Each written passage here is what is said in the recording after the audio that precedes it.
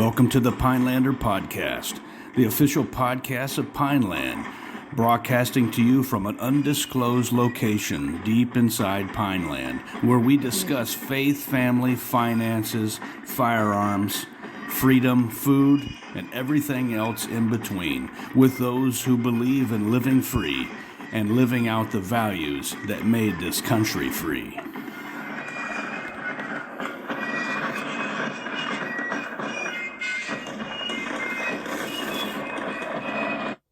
All right, welcome to the Pinelander Podcast. My name is Paul LaFavor.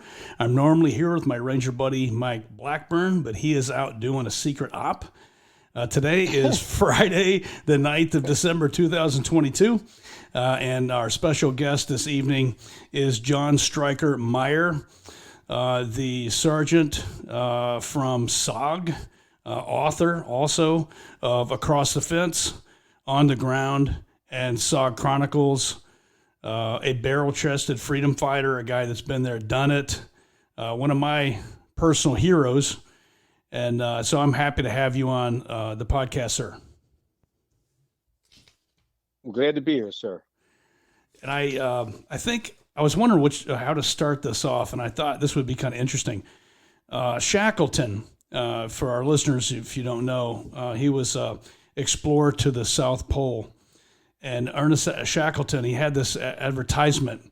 It read, "Men wanted for hazardous journey, low wages, bitter cold, long hours of complete darkness, safe return doubtful, honor and recognition in event of success." Now when I read that today, I thought, doesn't that almost describe SOG's mission? Honor and recognition in event of success. With that climate was just a little bit chillier than ours. Yeah, the climate a little bit different, but really, men wanted for hazardous duty. And I was thinking, our listeners, a lot of them come from are going through the Special Forces pipeline. And so, I know a lot of guys have heard about you. They probably heard about SOG, but I thought maybe it would be a good just to kind of go down that road one more time and talk about what SOG was. Well, sure. And any way you want to go about it. And, it's hard to believe that, gosh, let's see now. I'm not very good at math, but basically 55 years ago, I was there going through the Q course. Me, Ron Owens, a few other people. And in my case, 7 months later, a few days before Christmas, 1967, wow, I donned a beret with my full flash for 5th Special Forces Group. And it was a day that I'll never forget, even though there was no ceremony, no barbecue, no graduation like today. It was basically, here's your certificate. You did it. Good luck. Don't let the door hit you in the ass on the way out. Yeah. It seems like, for you, probably yesterday. I know time has gone by pretty fast for me. I'm 50. I believe you're 70. I think it's 76. 76 trombones. Yeah, but what's awesome about SOG? I've done a little bit of reading about it. You were actually there. This was long before I was born. But SOG was Military Assistance Command Vietnam Studies and Observations Group, euphemistically named. It sounds so studious, but anything but that. But a secret unit organized to carry out covert operations in Vietnam, Cambodia, and Laos. I believe it began in 1964. It was, I think they pulled the plug on back in 1972, something Correct. like that. Okay. Yes, sir. So we're talking about 8 years of just getting some. I mean, from what I've read, you had a kill ratio of about 150 enemy to one SOG man. And then estimates are 10,000 plus killed if we're just looking at that. And then 2,400 captured. Just impressive metrics. And then not only that, but just the tonnage of, bombs that were dropped. And I have to sneak this in, but Medal of Honor recipient Sergeant Major Frank Miller he wrote this: "We gathered intelligence and killed human beings under extremely hazardous and adverse conditions." So I think that's at least part of what you guys did. But and I think that you were in Command and Control North. Is that correct? Well, it started out when I landed in '68. There were 6 FOBs. We didn't call them forwarding operating bases. We were so cool. We just called them FOBs. Right. And so I reported to FOB 1, which was Fubai. FOB 2 was Khartoum, which was 2 Corps, and then Fubai was in I Corps. If you looked at the map from the DMZ down south, I Corps was 1, 2 Corps, 3 Corps was Saigon area, and then 4 Corps was the Mekong Delta to the bottom of Vietnam. Right. And so in '68, there were 6 FOBs. And so we had 1 at Fubai, 2 Khartoum, 3 was Khe Sanh.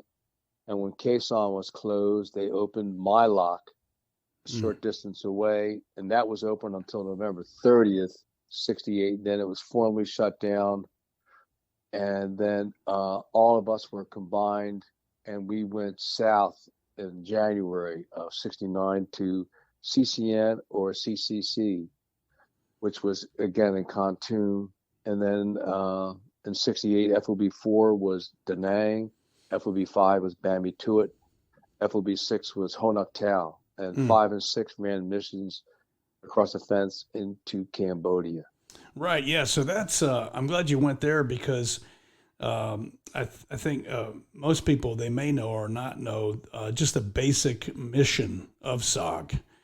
I mean, because sometimes you had, if I just correct me if I'm wrong here, but you had a recon team, but other types of teams, hatchet force teams and strike teams. But for like the recon teams, the basic mission was cross-border reconnaissance, which normally could evolve into an airstrike or something like that. Is that right? Well, we had a series of missions, and it could vary from, like you said, a general area reconnaissance to a point reconnaissance. And then we had wiretaps, POW snatches, bomb damage assessments. Right. And then we also had inserted Air Force sensors. Wow. And so like my first 2 missions with Spike Team Idaho in August and September of '68, we inserted Air Force sensors, which was basically a large sensor in the center, had coaxial cables on it that came out both sides. And then we had to bury all 3 units and the cable, just leaving the antennas up in the vegetation so that anything that went up and down that road or trail would be monitored. And the computers, we were told, were sensitive enough to differentiate between men, wooded buffaloes, and tanks. Wow. So I mean, obviously that's pretty hairy, getting on the ground there and doing that. Well, yeah. And then the worst mission we had of all, of course, was the Bright Light, which was a mission to go in for a team that was in trouble or for downed pilots. And 99.9% of the times when we went in for a mission like that, the mission was designed to rescue somebody in trouble or a downed pilot. So you carried extra ammo because usually the enemy was waiting for us to return. And then you carried extra ammo, hand grenades, bandages, and body bags. No food. And only maybe a canteen of water. Wow. And those missions were just strictly hairy. But those were the range of missions we had. Yeah, and I have, I mean, you're quoted as saying that, basically I think you had a double basic load, almost triple basic load of ammo, a butt ton of grenades, maybe, just you guys were loaded for bear. And then, you're not going, like you said, I mean, I've always wondered about this. What did you guys bring? You had to bring some type of food, right? Well, yeah, we had dehydrated rations. Okay. And some of our guys, like men that were more savvy than me, they knew that in the jungle, if they ate American rations, which we did, so American Lurps at that time, which were dehydrated rations. So we had a plastic bag and the meals varied from chicken and rice, beef and rice, chicken noodle, chili, and a couple others that I didn't like. But those are basically, and beef stew. And you had to pack it. We'd put water in it, and then wrap the packet up and put it inside your jungle fatigue next to your body, and your body heat would heat it up to body temperature. Then everything would absorb. Then an hour or two later, we'd eat it. And but some of our guys ate the indigenous rations, which were rice, and then they had a different variety, some fish varieties, some beef, and the reason why they did it was they felt that in the jungle, because smells, anything different than the jungle smell could carry, and they felt that those were more of the scent of the South Vietnamese, as well as the North Vietnamese, that all had a rice-based diet. Yeah, that's something that the impression I get from reading you guys, the Warriors of SOG, and your books, is that you become one with the jungle. It's the law of the jungle. You become one with the jungle, and I mean you in tune with it. I can't come away from listening to some of your other podcasts and how when the insects stop, and birds stop, and you just kind of become one with if that sounds weird, but is that about right? I mean, just you guys were so familiar with the jungle. That's your basic welcome to the jungle, baby. Yeah. And the shit's going to hit the fan in about 2.5 pubic hairs here. Wow. Hey, so I haven't heard this in. I'm sure you've talked about it in one of your interviews, but how did you get into SOG? You were in 5th Special Forces Group. You talked about that. You donned the beret. It's a beautiful flash you guys had then. How did you go from 5th Group to SOG? Well, there's always a little background story, as you know. So in our case, when we were going through training group, particularly when we were going through our MOS training, which in my case, I was what today is an ECHO. And we had all of our instructors were Vietnam vets. They had been to Nam at least once, sometimes 2 or 3 times. Like one of our instructors was Paul Villarosa, Sergeant First Class Paul Villarosa, who had 3 tours of duty. And he was an amazing commo guy with Morse code. So all of them, once they got to know us, and once we'd been in there, as we came to the end of our MOS training, which was, in my case, we got recycled. So I wasn't the brightest light on the Christmas tree. But so they got to know us, me and Johnny McIntyre, we all got recycled.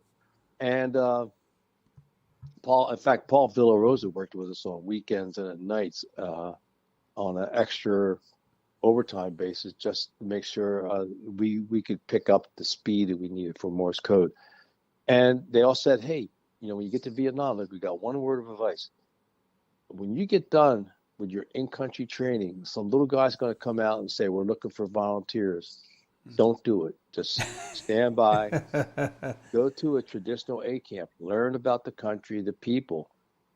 And, so we heard all that. We get to Vietnam, go through the in-country training, which ends in the middle of May.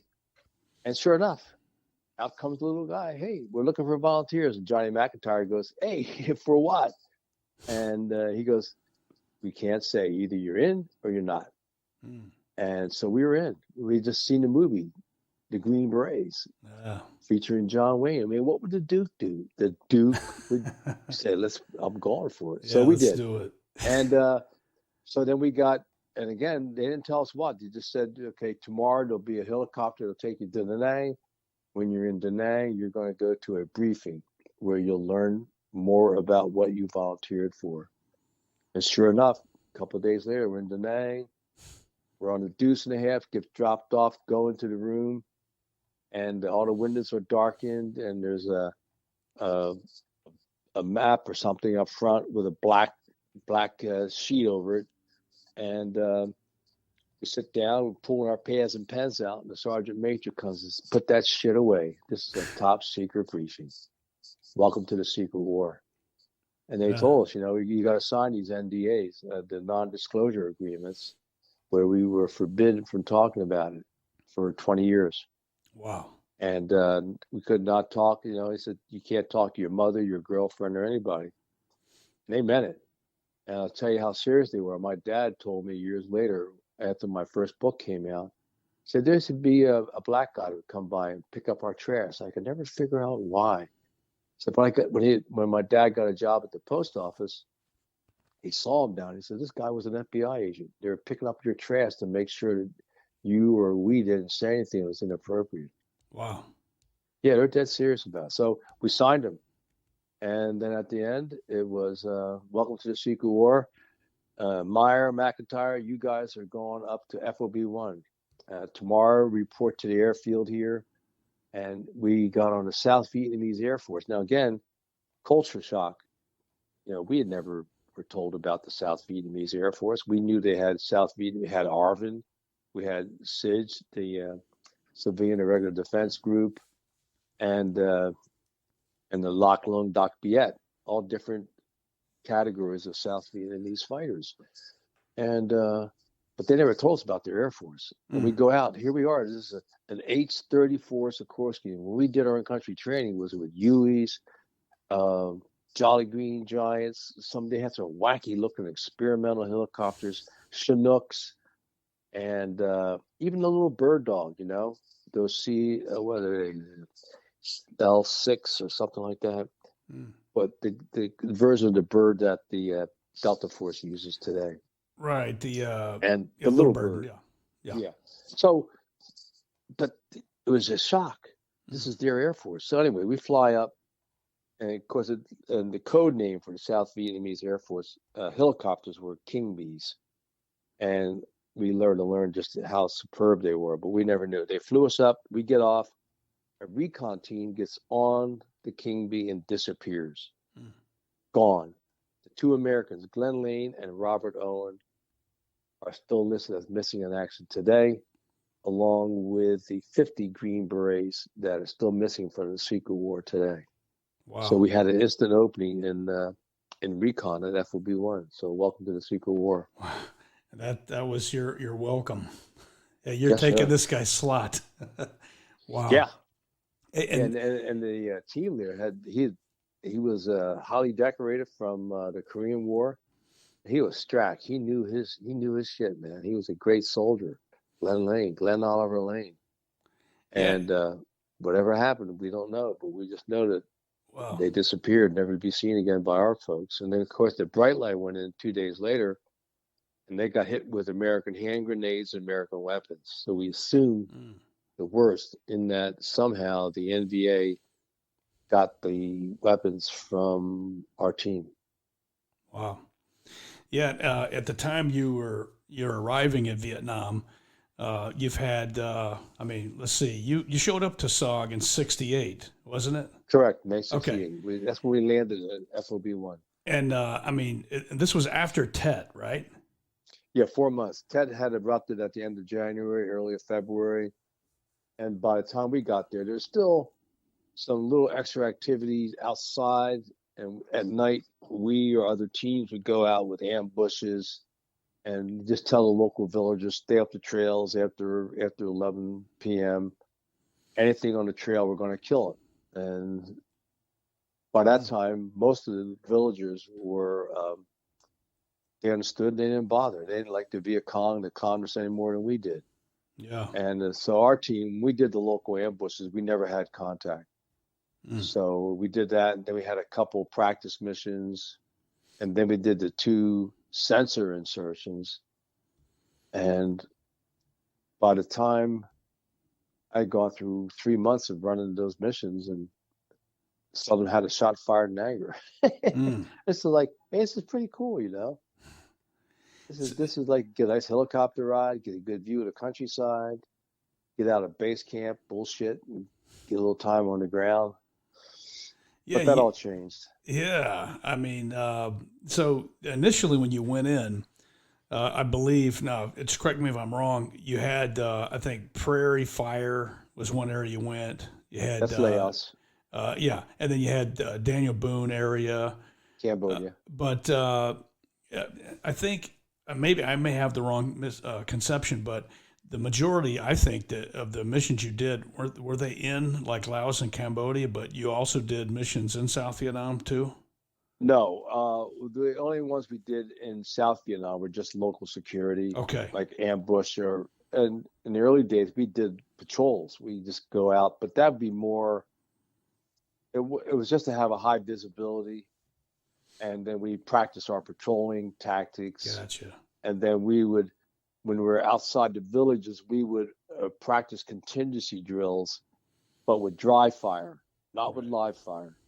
And then in the afternoon, go up to the range outside of Phu Bai, and then we would do the same thing, but do a live fire over and over and over again, so that everybody on the team would have a level of experience dealing with it. So you had that muscle memory in place, so that when the shit hit the fan, you were able to focus on what you were thinking about, how you're going to react. But meanwhile, you're doing the full load and responding however we are trained, with the immediate reaction drills.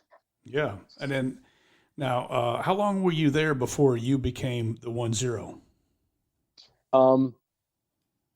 We reformed Idaho right at the end of May of '68, and we did the practice missions, and then we had the 2 insertions, and we had some the monsoons slowed down the operational pace,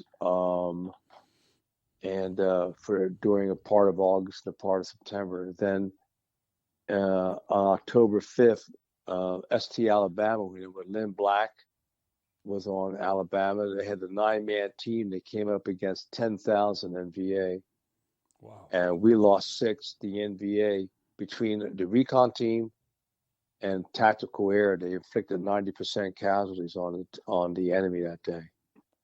And Wow. then the next day we got inserted. And then the following Monday, October 7th, we made contact around 2:00, and they came at us. We were on a little knoll, and they just came at us for a couple hours before we got TAC air. And then we worked TAC air for a couple hours. And the last minute, right before last light, the King Bee pilot, Captain Tin, came in and hovered for 10 minutes while we got through the elephant grass, and were able to get on the King Bee. And we left with our last magazine and last hand grenade. Wow. Yeah, and I remember one of I think the best podcasts I've heard was you were on with Jocko, and you're talking about, I think, the same situation in the elephant grass, and then you have, is this the time where you're like, you get out on the caving ladder and you almost, and you pass out? Was that when that happened? No, that was November after this mission. But this was strictly, we were on the ground. At one point, we had killed so many NVA that the NVA began stacking up their dead. And they were trying to use the dead bodies so they could get higher up and try to shoot down at us. Damn. Because they hit us time and time again with the wave. But the knoll we were on prevented a huge wave attack. So when they hit us, it would be 10, 12 guys. We could never tell. The jungle would just light up with gunfire, and then we blow them back down the hill. Then they hit us again. We blow them back down the hill. And at one point, Hep pointed out, our interpreter pointed out the bodies they were stacking up, and we could see that. And that was like, that's your basic, excuse my French, but that's your fuck me to tears moment. It's like, I can't believe this shit. Yeah. And so you're thinking you're not getting out alive. We were concerned, and luckily Cubby found he found the elephant grass that we hadn't seen, and directed us to it under fire. And then the King Bee, Captain Tin, hovered for 10 minutes. That literally saved our team. Without him, we would have been Laotian fertilizer. Well, what's awesome about this is, I mean, this is before GPS and cell phones and drop a pin. You got to know the terrain. You probably, I would imagine, you studied the maps, you studied the terrain, and then this guy flying this King Bee is, his balls are riding shotgun. I mean, you got to be not on top of all of that and your competency. You got to find somebody in the middle of the jungle and not care more about their lives than your own. That's Oh just yeah. amazing. Yeah, Well, and just don't forget too. I mean, not only the helicopter pilots, but I mean, well, Captain Tin was just a complete stud because 2 months earlier, when ST Louisiana got overrun 3 times, on the third time they called a gun run in on his own team, and the gun run broke the attack, wow. but it also killed one South Vietnamese team member, and another American on the team, Tom Cunningham, had his leg blown off, and the medic was John T. Walton. John brought all of them home. Everybody was wounded, but John brought them all home, saved their lives. Wow. And Captain Tin, again, he had come in and picked up the 2 most seriously wounded. And then a second helicopter was supposed to come in. Well, the second and third one got shot out. They were younger pilots. Tin turned around and went back and picked up John Walton and the indigenous team member who was still on the ground with him, and pulled him out. And Tin was the one. Our helicopter on that day from October 7th had 48 bullet holes in it, including one round Wow. that looked like it could have been a 50 caliber or something maybe a little larger, but hit the propeller and left a hole in the propeller. But still, that old Sikorsky CH-34 Wow. kept flying, got us the hell out of there. Yeah, that's like a standard mission, right? Yeah, just another day in SOG. Just another day at the office. Come up against a couple hundred NDA that want to kill you, dumbass. Wow. Yeah. So we use TAC air. I mean, we went through fast movers, A1 Sky Raiders, napalm, CBU, wow. gun runs, 500-pound bombs, and then we had gunships, which were Scarface from the Marine Corps, from HML 367, and then we had the judge and the executioner who flew with the muskets from the Americal Division, the 176, the Assault Helicopter Company. And those guys, I mean, their balls were so big. They had to have special seat in those helicopters just to hold their balls. They're incredible. And these missions you're going out, I mean, if I'm now, once you get past the FOB a certain way, I mean, you're going to probably not have artillery or mortars. Well, no, that's not. There's no mistake about that. When we went across the fence, we never had artillery. Yeah. There were no conventional units for backup, no tanks. We're out there, but again, we were out there, but we had the best Air Force in the world. Yeah. And we had a unique system with the forward air controllers. Our code name was Covey. So in '68 and deep into '69, they had the 2-engine, a push-pull Cessna, like an O2 Cessna. It would be flown by an Air Force pilot, but the key thing was we always had a Covey rider who was a SOG veteran who had been on the ground. And so when I called Covey for air support, that missionaire, the first person I talked to was Spider Parks, who had been my 1-0, and he was promoted to Covey rider. And so he knew. And this was one of the strong points that helped us to facilitate better use of the air, because they knew what we were up against on the ground. They understood our situation from a experience of time on the ground. And that was the standard progression, right? Absolutely. Yes. Okay, that makes a lot of sense. I mean, I wouldn't want, and that doesn't always happen. I wouldn't want somebody that experience and knows what they're doing on the ground to be up there to be bailing us out. Yeah, it made it great. I mean, now down at CCS, sometimes they didn't have the O2s, and you dealt with the helicopter pilots. But CCS was unique. But they had like the crews that had been there knew the game, and they really understood it, and they had a close rapport between aviation and the ground pounders. Where like us, we had the 101st Airborne, Scarface. They would come into the pub and then they'd go home And there were times when those units got shot down. We didn't know who got shot down. We just know an aircraft got shot down. Now, unless we had to go in for a bright light, then you would learn who they were. But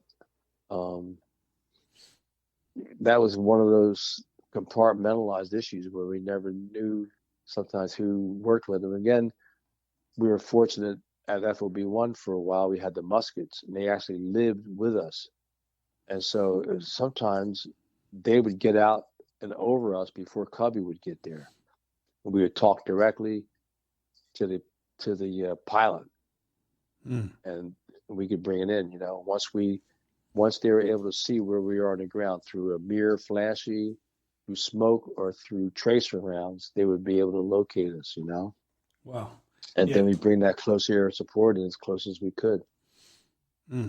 Yeah, I was curious about this, just shifting gears. On the team, if I understand things right, you could have a 6-man team with perhaps 4 Indig and then, 2 American. Is that about right? So yeah, and it varied. Like in our case, in the early days, we had 3 Americans and 3 South Vietnamese, or 3 Americans and 5. Okay. And then once I was the 1-0, ran a few missions, I got, our South Vietnamese soldiers were so brave and fearless and good in the jungle that I just had another American, so that if I got shot, he could drag my dumb ass out, or if he got shot, I could drag his ass out. That makes because sense. Our little people couldn't do that. But our little people were phenomenal. I mean, they ran point. And when the team got wiped out in '68, our Nguyen Van Sal was our Vietnamese team leader. So he and Hep, the interpreter, recruited people. They brought in new guys. They did the vetting. And then we would talk to them about each member. And then Spider Parks brought me in, and Don Wolken. Don became the assistant team leader, and I was the greenest kid in camp, so I was the radio operator. And I liked that because this way I could call an on-attack air. Yeah, so you had, I guess, the 1-0 was the team leader, the 1-1 was the assistant, and then the 1-3 was the radio operator. Is that right? 1-2 was the radio operator. The 1-2, sorry. That That's makes right. sense. And sometimes they had teams that had 4 Americans, and then the 1-3 would be the 4th American. Gotcha. But, I never did that. Gotcha. Yeah. Now, so that obviously gave a dynamic component to your team, and so you could you have the language capability. When you're talking interpreter, you're talking somebody that if you're in Laos, someone that would know Laotian, and then you've got all the other firepower, get your radios. Something that's interesting, and I was thinking about this getting ready for our podcast today. I was looking at the legacy of SOG, and I was privileged to be in the unit. I was in C Squadron, and you may know this, but the interesting thing is there's 6, the way the teams are organized and the way these call signs are used are very similar. And so you have a similar structure that's carried on. And not only that, but you definitely had a lot of rope. So you're looking at NCOs, the whole team full of NCOs and down, no officers. And then you're just going out there with all this firepower, all the radios, everything you have, and you're out there doing the thing. And there's not a lot of that going on anymore. But again, in that unit that you were in, if you're in C Squadron, I was in D Squadron a couple months ago, visiting them and just seeing the training facilities and the amount of training that those men do is just incredible. And that's basically in the fine tradition, because we did the live fire stuff, but again, nothing like what you guys did from the C Squadron or any other squadron over there. And that's really no. Here's my point, John. Is the TTPs you guys developed 50 years ago, we're still using. So we still do. Those are the same TTPs. The stuff that you guys had to learn in blood and treasure, we have. So we use those the same. The peels, the just your battle drills, all the stuff that you guys did, how you organized your element, how you went in And did you heavy. guys do rappelling too? Rappel into a target? 'Cause I know you fast rope in. That's part of Only your we have to. SOPs, right? Yeah, because it's not going to look that great, but yeah, personally, yeah, I did it in training, in the operator training course, but on the for real, no. Usually it was offset infill, and then we may would fly in a helicopter or we'd drive up in a vehicle, but very rarely would we actually do. If it was a rope, it'd be like a short little rope. It was nothing Right. like nothing like you guys did, where it's like, hey, I have to penetrate a triple canopy jungle to get on the ground, and there's not a lot of HLZs. So, if I understand things right, you had to do that just to get in and to get out. And Yeah, we did that a few times, like particularly on bright lights. And then some, I mean, there was one point in '68 where we had so many teams getting shot out of the open LZs that we decided to use a daisy cutter, a 2,000-pound daisy cutter, just to find wow, a swath of jungle that from the air would appear as though there's no trails or anything. Drop the bomb and then rappel right in and then take off, just for an opportunity to get a team on the ground. wow. And I mean, you guys also carried. I mean, you would carry mines with you, some claymores, maybe some C4. oh, we always did that. Okay, Oh yeah, just you just had in a to. pinch if you needed. I mean, I would imagine things could go sideways quickly, and then you'd want to have that on you for whatever reason. Right, and we use the claymores. It could be, well, primary would be for RON security at night. Right. So everybody, those who carried them would put them out. They were in charge of them. And then when it was their turn to sleep, they would turn the clacker over to the other teammate, so that there would always be somebody awake in the event that there was a necessity for it. Wow. And then, of course, we used the claymores. We had ambushes where we would have claymores on the left and the right. In the middle would be a block of C4 that would knock out one person, Mm. and then everybody else would be killed by the claymores. And Yeah. then that way we capture a POW alive and bring them home. Okay. And Yeah. then That's last but not least, we could use different. the claymores for blowing down small trees, or again, so there were a few times when we were doing the E&E, and we put down the claymores with 5-second fuses on them, or fuses that would be a little bit longer, or with a tripwire, so that they were trailing us or tracking us. They would hit those claymores, and that always slowed them down. Just a Wow. gruesome weapon. Yeah, I did not know that. That's definitely sketchy. Oh yeah, you, I mean, you got to put that. I can imagine just fire in the hole, man. You better be moving out. yeah. You don't want Get to your be little around ass when on the that thing move. freaking goes off. Yeah, and then make sure it's in front of the tree, so Yeah, at least they make sure shoot you just a little face it bit the of right way. that. Yeah. Wow, what a time to make sure you got the concave convex side correct. Because Oh yeah. I've worked out at the I was privileged to work at the small unit tactics committee of the Q course, and you'd be surprised how many guys turn those claymores the wrong way when they're tired. And Well, see, but again, here's your key point. Like you've talked earlier about the training, like the yeah, training you went through when you were with the C Squadron, and then like we did the same thing, so that when it came time to pull out that C4 yeah, or your claymore or a mine, a road mine, and we trained up on that, or the wiretap. yeah, We trained up on it, so you're not standing there looking at reading the instruction box. yeah. Not the You time to know, do that. and yeah, exactly. And our little people were so good. Our South Vietnamese were just phenomenal, and they were quick with it. They were good with it, and those claymores, man, just one nasty weapon. Yeah, yeah, And I mean, Thanksgiving Day. I mean, every Thanksgiving rolls around.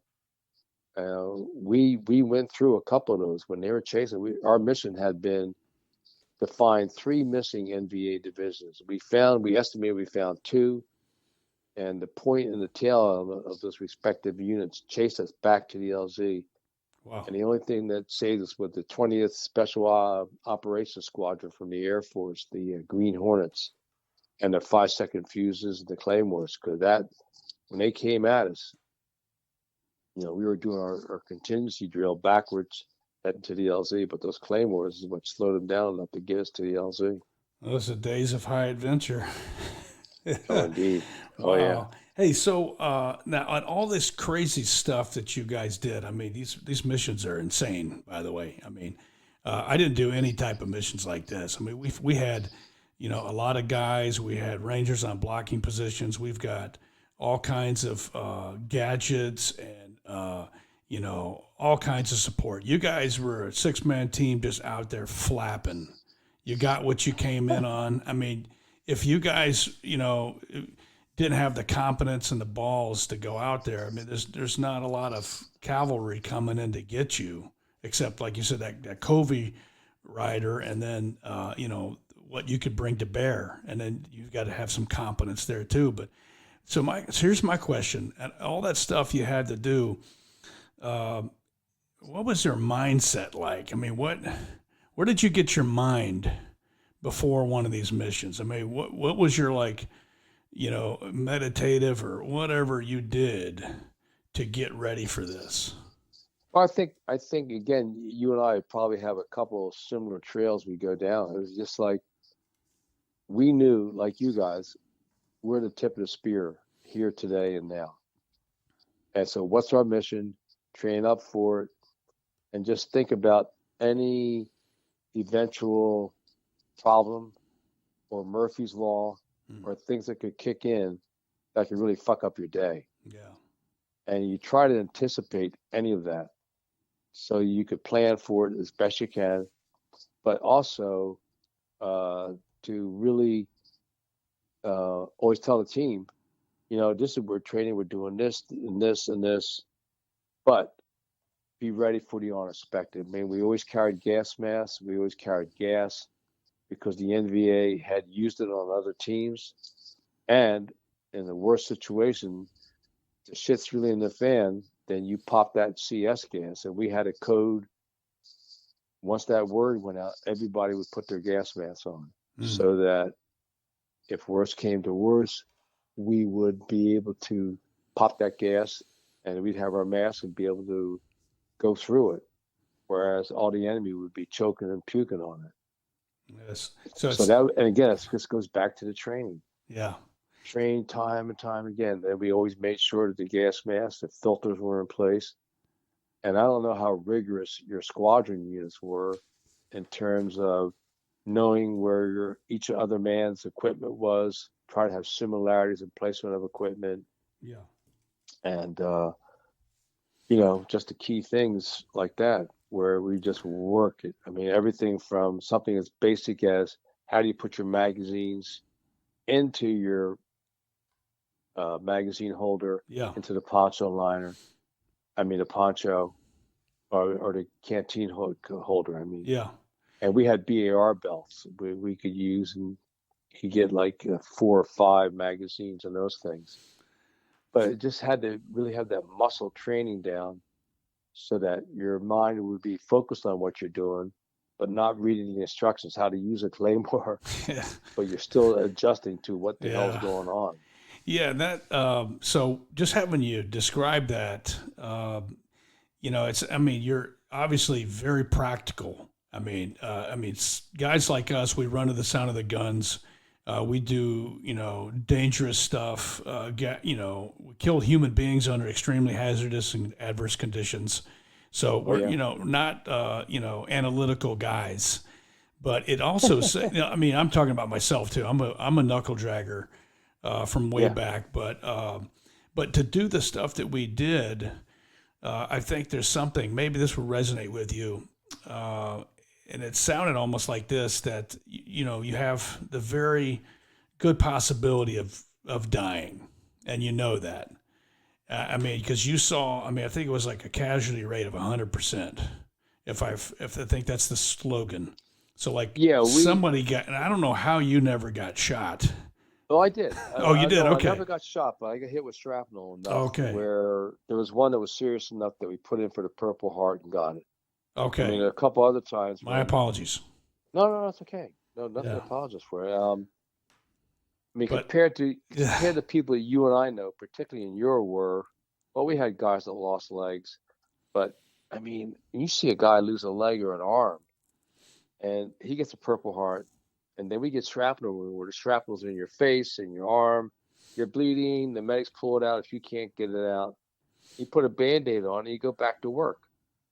And it just Yeah. seemed like the Purple Heart was like, I almost felt guilty for taking it compared to those guys that got hammered. Yeah. Me and you both. Me and you both. Oh Yeah. my God, yeah. But the thing I was thinking about too is just to weird out just for a second, but in Bushido, you have this concept that you go into the battle as you're already dead, and it's like a bonus coming back alive. And it's not to say that you're suicidal or you hold someone else's life, in low regard, but it's like the very real possibility is you're not going to be coming back alive. And I just happen to think, you guys were subconsciously doing that. Just like, hey, this could be it.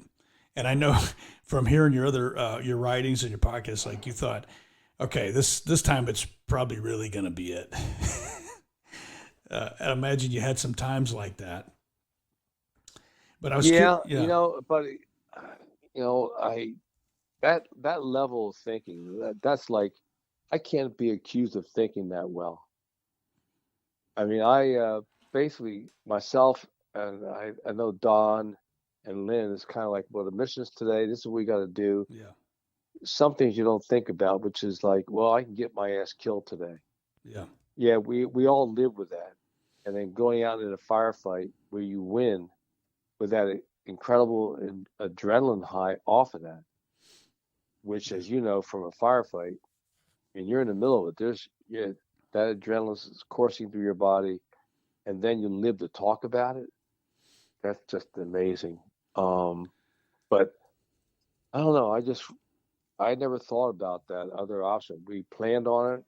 We always did some practicing with the medics for chest sucking wounds. Right. If you get your limb blown off, where do you put the tourniquet? If there's minimal leg to put it to, things like that. It's god awful stuff to talk about, even in practice. Yeah, And absolutely. in my time on the ground, I was very fortunate to our team, we never had critical injuries like that. We had buku shrapnel, antennas shot off. People had rounds that went through their rucksack. One of our guys had we were getting extracted on strings. A round had skimmed off his boot. Another round went through his fatigue jacket, but it never hit him. Wow. And God, you just don't know Yeah. whether the recon guys are going to smile on you or not. But divine intervention had to be a lot in play a lot of times in my dumbass case. I'll tell you that. Hey, so I know you. I remember from another podcast that you had two tours there in Yeah, SOG. So you had a little yes, bit of a sir. break, and so when you came back in, I believe it was 70. No, I came back in October at the end of October '69. Okay. Yeah. And I think in SOG Chronicles you talk about Tailwind. And Oh yes, I was of curious if course. you can just kind of just tease out some of the details there. Maybe. Oh sure. Yeah. Well, we had the 8-year history, um, and Tailwind went from September 11th to the 14th, 1970, and this was B Company at CCC Khartoum, and basically the CIA was further west of our AO, much further west, and they were involved in a brutal battle with the NVA, and they were getting their ass kicked, and they asked for relief, and basically they wanted a SOG hatchet force to go into a target east of their position, go into a target area to raise hell, to distract the NVA, to force the NVA to react to them. Well, Captain Gene McCarley was the CO for B Company of the Hatchet Force, he had 16, he and 15 other Green Berets with 120 in dig. And they launched outside of our AO in an effort further west beyond our regular AO. And they had Marine Corps CH-53 Deltas that took the 136 men to the target, dropped them off. And as they were going into the LZ, 3 men got wounded and had to remain on a helicopter and return back to base. And Gene McCarley went in with the premise of hitting the ground, but always moving day and night, so the NVA could never pinpoint where they were. And it was just an amazing mission. Gene was on the ground maybe 2 hours, and they stumbled into a base camp that was relatively vacated. So the Hatchet Force people got rid of all of the stay-behind security forces, and they picked up maps. And then while they were in the headquarters area, the telephone rang. And G. McCarley picked up the phone and said, "Hello, 5th Special Forces, may I help you?" Yeah. Now, to this day, that New Union confusion sitting on the other end of the phone at Hanoi is going, how the hell did that happen? But they proceeded to destroy tons of enemy food, weapons, and ammunition. And then they moved. And that first night, when they were in their RON, and the RPG came in, it went past, and they were having a team leadership conference. And the RPG missed all the troops, hit a tree, and then the shrapnel exploded backwards. Golly. It wounded the only medic on the team, Mike Rose, and several other members of that leadership team, and 2 of the South Vietnamese, or the Montagnards. I'm sorry, they had a Montagnard team. They were severely wounded. And Mike had to patch up a serious wound in his foot. He had shrapnel gone through his jungle boot, and he bandaged up his foot. He had a wound to his hand. To this day, he cannot close his hand the right way because of the wounds he suffered. But they went in, he patched them up. They moved during the night. They had Spectre gunships over them. And when they made enemy contact, they hit him hard. And they moved for 3 days. And on the 4th day, they were going to medevac the wounded. And weather had changed. And then the Cubby Rider had spotted hundreds, if not over 1,000 NVA heading on a collision course to that force. And he told them, well, between the weather and these, by then they had the NVA coming at them. And they said, this is the end of the mission. So the first helicopter came in, the Marine Corps CH-53 Delta, one of which was shot down the previous day, attempting a medevac. Mm. So the first one came in, they loaded up 1/3 of the force. Second one came in, there was more gunfire on it, enemy gunfire. They loaded up the second third of the team. It left. The third one came in and got hammered, but they were able to extract. And the enemy was so close, they used CS gas grenades to confuse the enemy, and it worked. They were able to get everybody on the helicopter. As the helicopter was lifting off from the LZ, one of the Marine Corps door gunners was shot in the neck. Mike Rose ran over, saved this young guy's life. And at one point, he was beginning to, he was panicking. And Mike told him, look, with this wound, if you were going to die, you would have been dead 10 seconds ago. But you're still alive. Lie down and shut the fuck up. And he patched him up. And he saved this kid's life. Wow. And so while this is happening, the helicopter goes up and loses an engine flying over a mountain.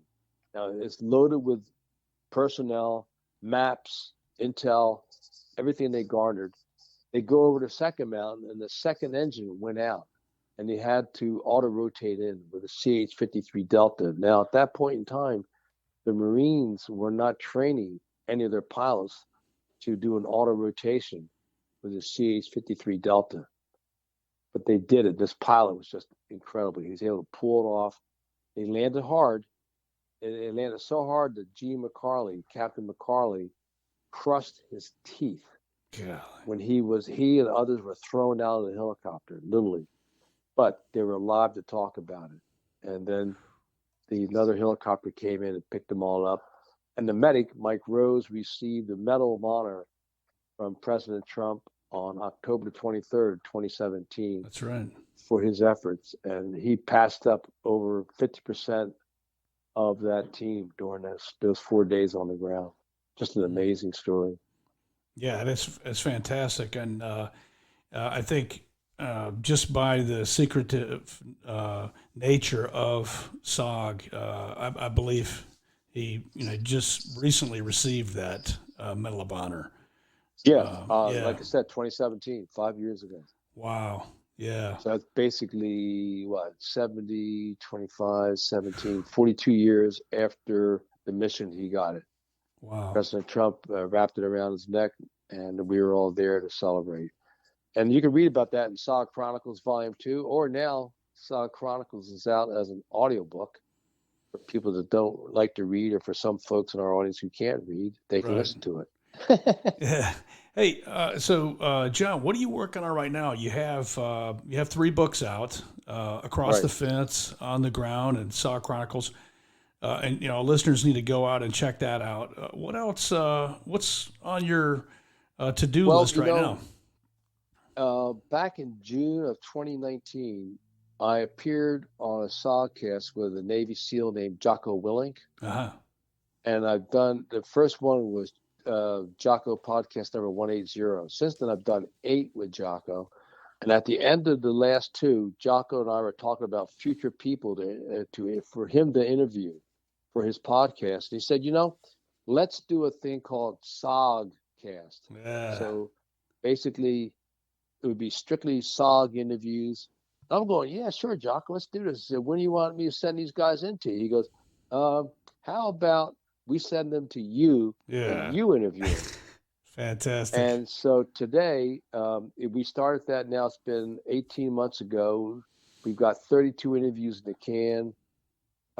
And Jocko's staff post these first as audio podcasts on Spotify and on Apple Podcasts.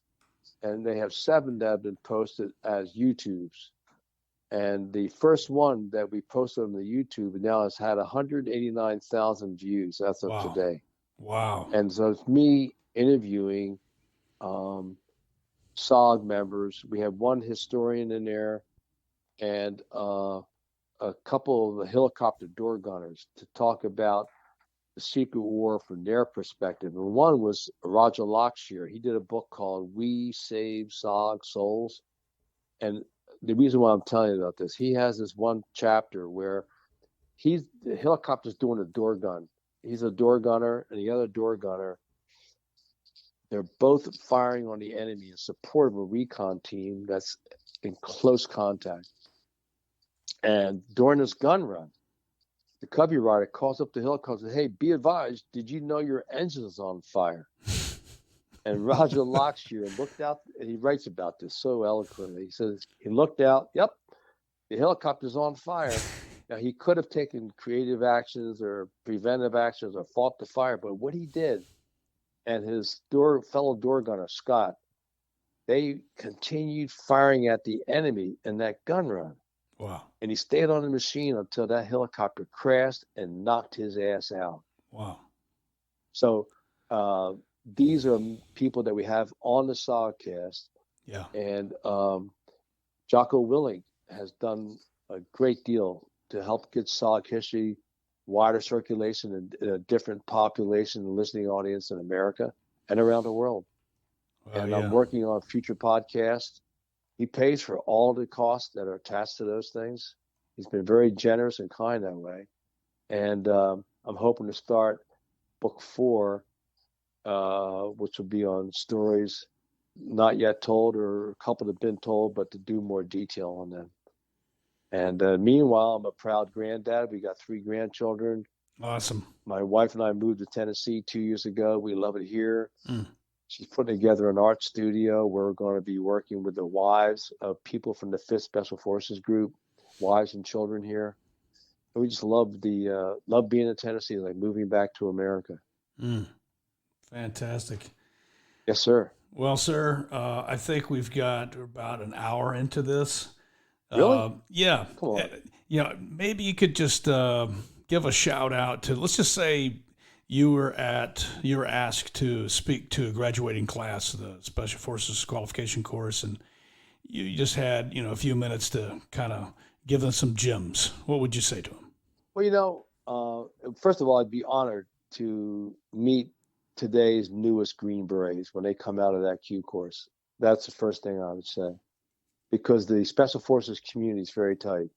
When we went through training group 55 years ago, when we left, we stood on the shoulders of the Special Forces originals. Now, the SF originals are the men who were the first Green Berets in 1953 that marched into Bad Tolz with the 10th Special Forces Group. And that was a moment in the Special Forces history. We stood on their shoulders, and since then, the subsequent generations, including you and your fellow 4 squadrons there at the unit, and today's men, I said, when you graduate, you're now standing on our shoulders and the shoulders of the Special Forces men who stood on our shoulders. Go forward, do the mission, listen, learn, think outside the box, and God bless America. Awesome. That's fine words, sir. They say that many go through life wondering if they will ever make an impact. And I know a veteran like yourself never has that problem. Never. So I appreciate your selfless sacrifice, your service to our country, your loyal and patriotic service, all the experiences you have to give us. And so that's what I see your SOGcast is all about, is to pass the torch to the next generation. So next generation, you need to go to these SOGcasts. You need to also read the books. And so Christmas is coming. Christmas is coming around. Amazon, and mail to family, friends, relatives, or absolutely shameless propaganda here. But sir, we're glad to have you on the podcast today. Thank you so much for being here. Well, it's my honor. I got to tell you, today I was at 5th Special Forces Group. We were up there. They had the Thanksgiving, the annual Thanksgiving luncheon for all the troops. Nice. And just being with today's Green Berets, this is all part of that. It's a unique family. Yes. It's not a family where you can buy it and get in. No, you have to earn that funny hat that keeps neither the rain nor the sun out of your eyes, but you earn it. And once you're in, there's a lot of going on. There's efforts to always support the families and support the troops that they go forward into, like you said, ugly places. That's right. Well, doing God's work. That's it. Well, we hope you've enjoyed today's episode of the Pinelander podcast. If you enjoy our content, we hope you'll check out our sponsors. Blacksmith Publishing has been serving the warrior class since 2013. We have great titles written by warriors for warriors. If you're looking for a great reference book, or you just want to unwind in the G-Base with a novel, be sure to check out the bookstore located at blacksmithpublishing.com. You're looking for some cool Pinelander apparel, head on over to the general store located at pinelander1776.com. We've got a great selection of shirts, hats, jackets, sweaters, stickers, patches, and a whole lot more. That's at pinelander1776.com. Also, Christmas is coming up, and so go to SOGcast. You can check out John Stryker Meyer's website and get a lot of the great apparel there, the books that he has, all the podcasts, everything that he has, all that he has available. Until our next meeting, keep your head on a swivel and stay mentally and tactically smart, physically and spiritually strong, and socially astute. To each other, we pledge our lives, our fortunes, and our sacred honor. May God bless America.